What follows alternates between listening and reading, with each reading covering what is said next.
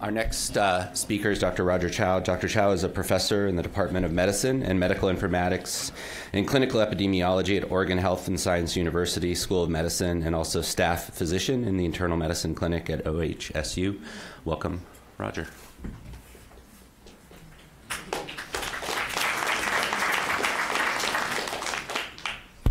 Hi. Thanks for having me. I'm the evidence guy, so I'll be talking about all the evidence here. This will be a pretty high-level overview just because of the time. And I'm going to try to tell the story about how the evidence about non-pharmacological treatments has evolved. We receive no funding from industry. Most of our funding is from AHRQ, the American Pain Society, CDC. So my goals are to, again, give a broad overview about the evidence on effectiveness and safety of non-pharmacological and non-surgical treatments for chronic pain conditions. We'll talk about some of the treatment guidelines that people have alluded to already today. And then I was also asked to comment on our knowledge about effectiveness in some specific populations, which unfortunately is not very broad at this point. We all know that chronic non-cancer pain is highly prevalent, lots of burdens associated with chronic pain. There are many pharmacological and non-pharmacological treatments, so this makes it a challenge to try to sort through all of these. Opioids, as you all know, are commonly prescribed. The trends were about a 4-fold increase in opioid prescribing over about a 10 to 20 year period in this country. But we know now that the short-term benefits are limited. We have very limited, we don't have good data on long-term benefits of opioids, and we know about the serious harm. So this has driven a lot of the shifts in our thinking about management of chronic pain. We do have other pharmacological treatments for chronic pain, but those are also associated with relatively modest benefits. It's actually one of the things when I first started working in this field, 14 or 15 years ago, was going through these studies and seeing that the benefits were all pretty small. You're talking about a point or less on a 10-point pain scale on average versus placebo for virtually every pharmacological treatment. And so this has really fueled this interest in and shift towards use of non-pharmacological therapies. This is a CDC guideline published in JAMA in 2016 and MMWR. We did the scientific review for this guideline, and I was on the steering committee and one of the authors, and this was the first recommendation. Non-pharmacological therapy and non-opioid pharmacologic therapy are preferred for chronic pain. This was intentionally provided as the first recommendation. There was a lot of discussion about this because there really isn't a lot of direct evidence to support this recommendation, but we felt that the body of evidence taken as a whole, did support it. And so this is, and we thought it was important to have this as the top line recommendation. And then, of course, emphasizing that opioids are only used when benefits outweigh risks, and if they are used, to combine them with non-pharmacologic therapy and non-opioids. I think other folks have kind of alluded to this. Our understanding of chronic pain has evolved, and I think it's really a biopsychosocial approach. We know that psychosocial factors are often stronger predictors of the transition to chronic pain and severity than biological factors like imaging findings and lab tests, which poorly correlate with the transition to chronic pain or the severity of pain. And so our treatment approaches for chronic pain must address the psychosocial contributors. And we want to see improvement in function, not just improvement in pain, in order to be most effective. And a number of non-pharmacologic therapies do this. They explicitly focus on improving function, getting people moving, addressing maladaptive coping behaviors, etc. And we do have some data on how to target these therapies. The StartBack trial is probably the most well-known. But that was a study in which it was shown that if you targeted more intensive CBT-informed PT to people who had a greater risk for developing chronicity, they tended to do better than kind of a usual care approach. Just a word about, the different types of non-pharmacological therapies. I'm going to kind of, the rest of the presentation is going to talk about a number of these therapies. CBT, cognitive behavioral therapy, I think almost all of you will be familiar with this, is a psychological treatment that focuses on restructuring maladaptive thinking patterns. That's the cognitive piece, and then replacing undesirable with healthier behaviors. That's the behavioral component. This is probably the most well-studied psychological therapy for different types of chronic pain. Biofeedback is another approach. This helps, uses sensors to help people get greater control over what are usually involuntary processes, and this can help with relaxation and with coping. What we call the mind-body interventions, which is really a heterogeneous set of interventions. These include meditation, relaxation techniques, MBSR, movement-based therapies, things like yoga, Tai Chi, etc.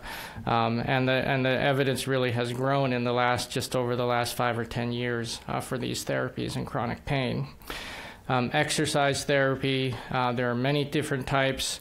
Ideally, this is given in a CBT-informed framework, and so you'll start to see that there's overlap between a lot of these treatments. Interdisciplinary rehab combines physical and biopsychosocial components, and again, there's a lot of heterogeneity there. Other speakers have already alluded to this issue. We have manipulation, acupuncture, massage, kind of the classic integrative alternative types of therapies, and then a lot of things that we lump under the rubric of physical modalities, so things like ultrasound, TENS, low-level laser therapy, traction, lumbar support, so things that are applied to patients, sometimes applying energy or stabilization, etc. And so we'll be talking about these different types of therapies throughout the rest of this talk. Now, low back pain, as has already been mentioned, is extremely common. This is really where the bulk of the evidence is. I'm going to talk about low back pain quite a bit here. This is where we have the best data, where the most studies have been done. It's the 5th most common reason for U.S. office visits. It's the 2nd most common symptomatic reason, trailing only URIs. And about 5% of PCP visits are for low back pain, at least in some studies. We know how ubiquitous low back pain is. Almost everybody has low back pain at some point in their life. About 1/4 of adults report low back pain in the prior 3 months, so just extremely common. Affects all ages. It peaks at 55 to 64 years of age. It's the most common reason why people can't work, also for activity limitations. And we spend a lot of money on back pain. David just mentioned the increased use of advanced imaging, surgery, interventional procedures, opioids. We've seen all of these really continue to go up for low back pain over the last 20 years or so here. Spending more is not necessarily bad. Doing these procedures would not be necessarily a bad thing if we were doing better. But some of the data suggests that we aren't. So this is a study done by Tim Carey's group in North Carolina. They did the same survey in 1992 and then in 2006, where they asked people if they had back pain that limited their daily activities. You see in 1992, it was a little less than 4%. When they repeated that survey in 2006, it had actually more than doubled. So we actually have more back pain now, much more than we did 14 years ago. So this suggests that the approach of more opioids, more imaging, more surgery, etc., may not be working. I wanted to mention, before we jump into the evidence, that there are some challenges in looking at the data here. We'll just talk about this briefly, but I think most of these are pretty well known. One is that you can't really mask some of these treatments. It's hard to fake CBT or to fake exercise therapy. It's not like a standard drug study where you can, give somebody a pill and they can't tell what they're taking necessarily. And so by nature, for some of these treatments, you really can't fully control for attentional and placebo effects. That's just kind of the bottom line.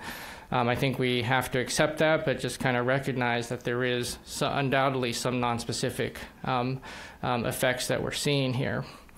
Another speaker mentioned previously there's variability in techniques and intensity of treatments. This really makes it tough. I mean, I do systematic reviews, and you look at some of the acupuncture studies and trying to figure out which studies you can even put together. There's auricular acupuncture, there's stuff that, target, there's acupressure, there's, different acupoint techniques and all sorts of things, and then numbers of sessions and, different types of training. It's very complicated. And again, it's not like a clean drug study. This means that we have limited evidence on the optimal frequency and duration, as well as the optimal techniques. And then it also, this is also different from drug studies in the fact that a lot of these effects may be provider dependent. If you have a very good psychologist, for example, the CBT may be more effective than in somebody who's not as good. And how do primary care docs sort that out and decide who to send someone to? We have inter-individual variability in responses. This is related in part to the difficulty in masking treatments. This means that patients' expectations and beliefs about treatments may affect how effective they are. There are also other factors that probably impact the effectiveness of treatments, including presence of psychological comorbidities, whether they've got maladaptive coping behaviors, fear avoidance, catastrophizing, etc., presence of central sensitization, use of opioids, etc.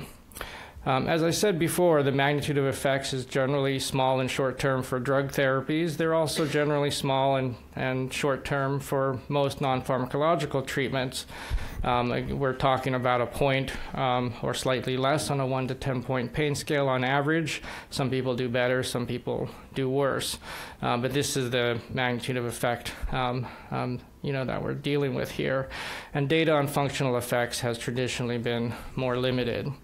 Many studies have methodological limitations, and then we see potential conflicts related to profession. So people, chiropractors doing chiropractic studies, acupuncturists doing acupuncture studies tend to report better results than when you have multidisciplinary groups running the studies, those kinds of things.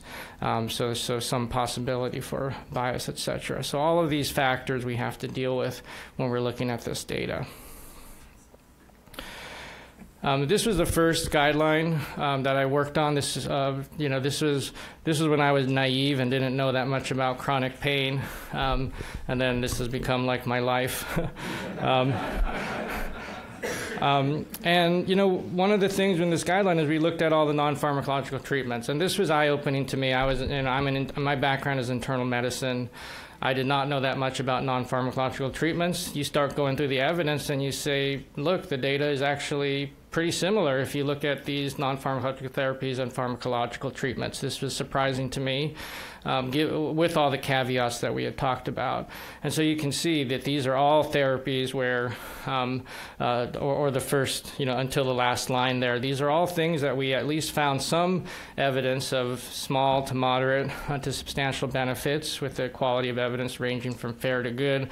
The physical modalities were the one that we didn't find really good evidence for, and we were really unable to estimate the benefits for most of the physical modalities. So again, things like ultrasound, TENS, etc.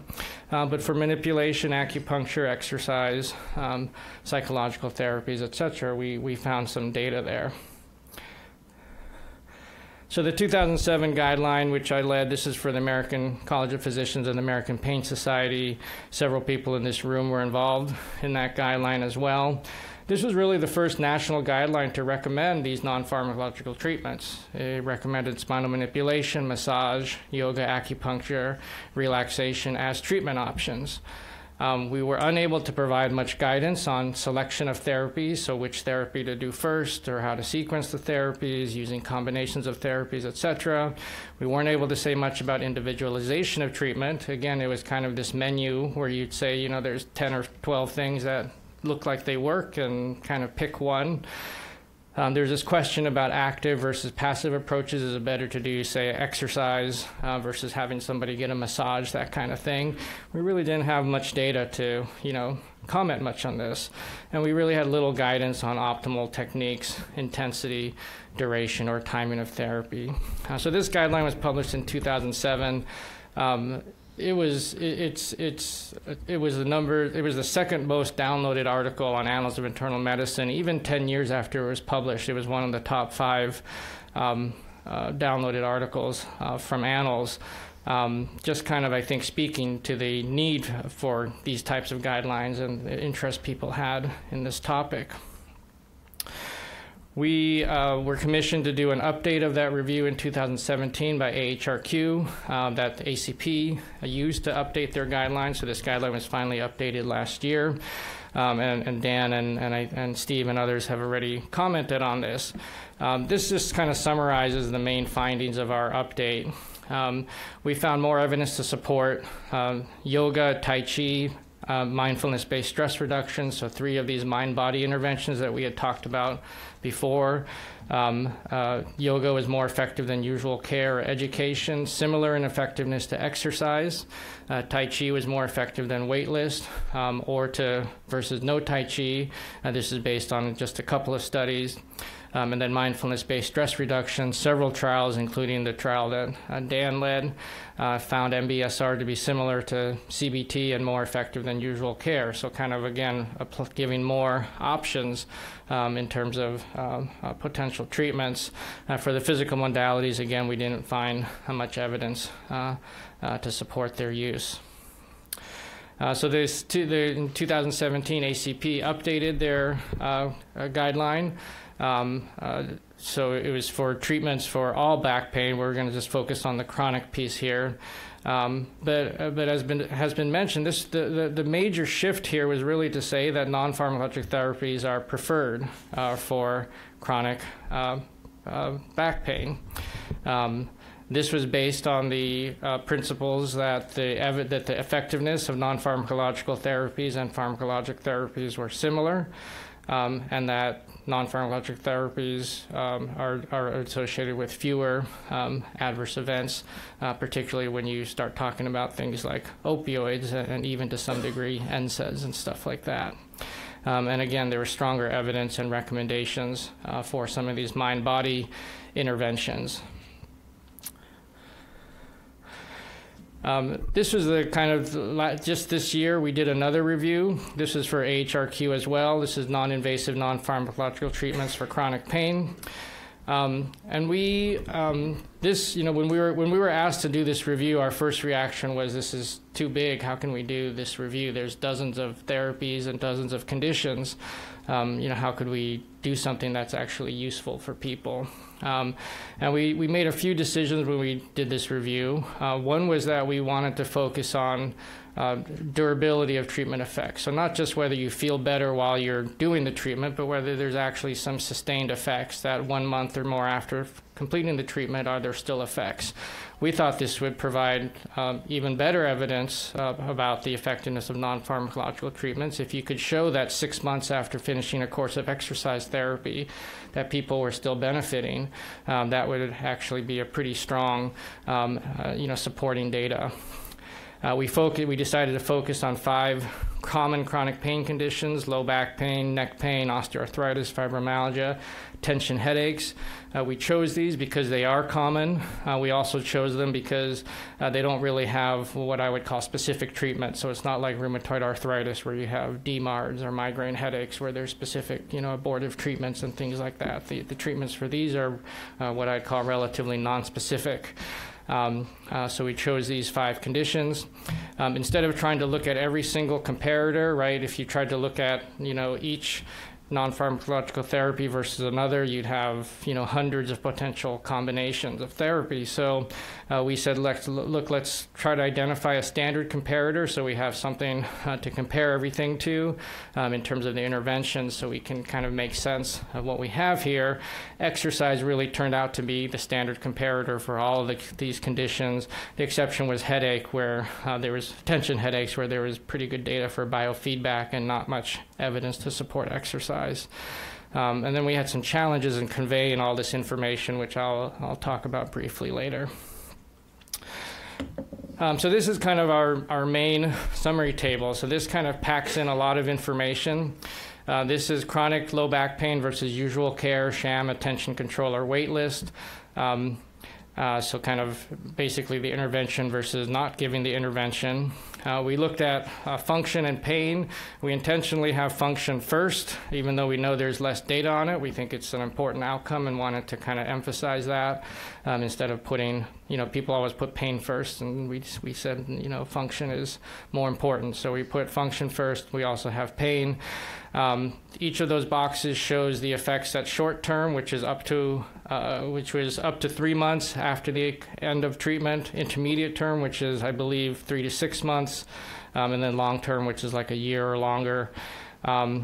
The effect sizes are indicated, so none to moderate, nothing got to substantial, and then the number of pluses is how strong we think the evidence is. So the more pluses, the better the evidence. So you can see that, actually for exercise, we actually have some data that you have improved pain outcomes, a year after finishing a course of exercise therapy. The effects are moderate, so that's about a point or so on average. And, we think that's a pretty important finding, that if somebody undergoes exercise, they don't just benefit while they're undergoing therapy, but you can still see those effects 1 year or more.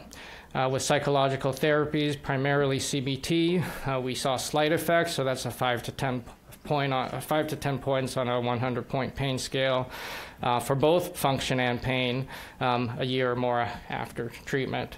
You can see that for the physical modalities, the data aren't great. There's a little bit of data on low-level laser therapy, though I'll just comment that a lot of those studies are from Russia and Turkey, and I'm not sure how applicable they are to the States.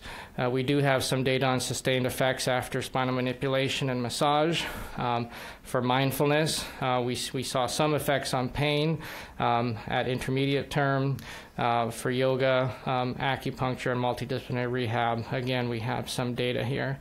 So I think this, again, we were trying to build on what had been done before, trying to understand and trying to focus the review. And like I said, we weren't sure we were going to find anything, and so I think it was quite encouraging, actually, that there was some evidence here, again, on these long-term effects. And again, we don't think that nobody's tried to do this with pharmacological therapies, but I don't think most people think that if you give somebody a course of NSAIDs and stop them, that 6 months later they're going to still be benefiting from them. So this is just summarizes the findings in words. So we found some evidence of persistent beneficial effects of multidisciplinary rehab over exercise for chronic pain. We talked about some of those other findings there. So that was all low back pain. We found much more limited evidence on other chronic pain conditions. You can see that the common theme is that for most of those other pain conditions, exercise and psychological therapies were supported by some data, acupuncture as well, and then to a lesser degree, massage, mindfulness, etc., primarily for fibromyalgia. For tension headaches, we had some limited evidence for spinal manipulation. Still some limitations. We still have little evidence to assess the effectiveness of specific techniques, to understand optimal duration or intensity of treatment or optimal sequencing of therapies. And we tried to look at effects on opioid use and associated harms. Our main focus was RCTs, so there is, of course, other data out there, but at least based on the RCTs, we had little evidence to determine how using these therapies impact rates of opioid use and associated harms. When we talk about benefits, we also need to talk about harms to be balanced. So this is my slide on harms. Generally, there are few harms associated or reported in trials of non-pharmacological treatments. A lot of studies really aren't focused on harms, but at least as far as we can tell, serious harms appear rare. With spinal manipulation, you don't see many serious harms with lumbar manipulation. It is more common with cervical manipulation. Serious harms have been rarely reported with things like traction, where you can get nerve injuries and muscle injuries and things like that if the traction is too strong or whatever. Acupuncture, infected needles and things like that. Prolotherapy is a treatment that involves injecting kind of a inflammatory substance into the muscles, and you expect to cause inflammation and pain. That's supposed to be that's supposed to be the mechanism of action, actually. So that's an expected short-term effect of prolotherapy, which we don't think is a particularly effective treatment. And then a number of treatments are associated with short-term soreness, discomfort. The major concerns have been around depression and suicidality. There's really very little data, at least from the trials, to look at those types of effects. In fact, from a lot of studies, people with depression and decreased mood, etc., are excluded. And so this is a population where, at least from the randomized trials, it's going to be hard to study. I then wanted to comment on the subpopulation. So, in terms of indigent populations, some trials do focus on low-income populations, i.e. Medicaid, etc., but there's really not enough data to determine whether the effectiveness in those populations varies compared to non-indigent population.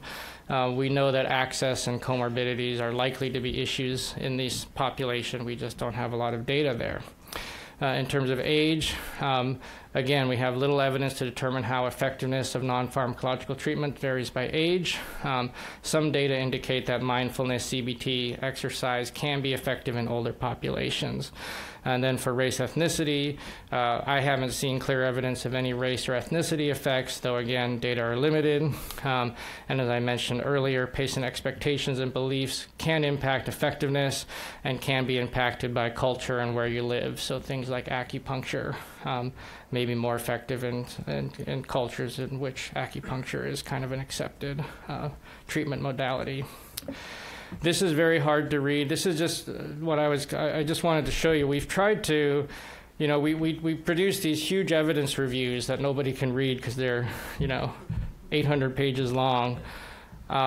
And we've been trying to figure out ways that we can distill this data down into ways that people can use them. So there's an application called Magic App, and we actually used two different applications to try to convert the information.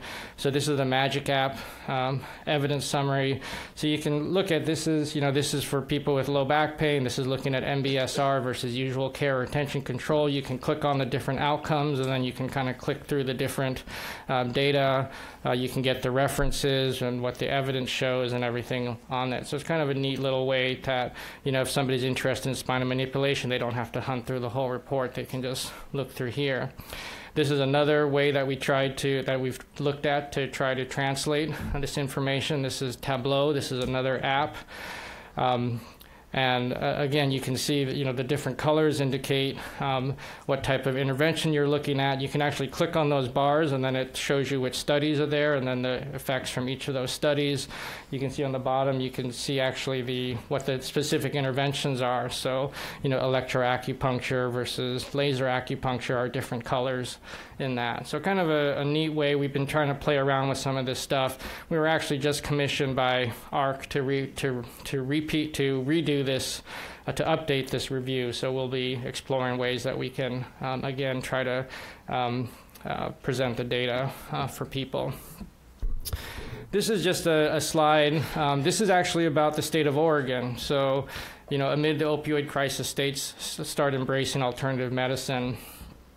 In the state of Oregon, we have the Oregon Health Plan, which is our state expansion of Medicaid. And the way we expanded Medicaid was to prioritize all the conditions that would be covered. And if you were above the line, that condition would be covered. And if it was below, it wouldn't. So that was one of the ways this was done. And traditionally, low back pain was actually below the line. So we couldn't even get physical therapy, exercise treatment for low back pain.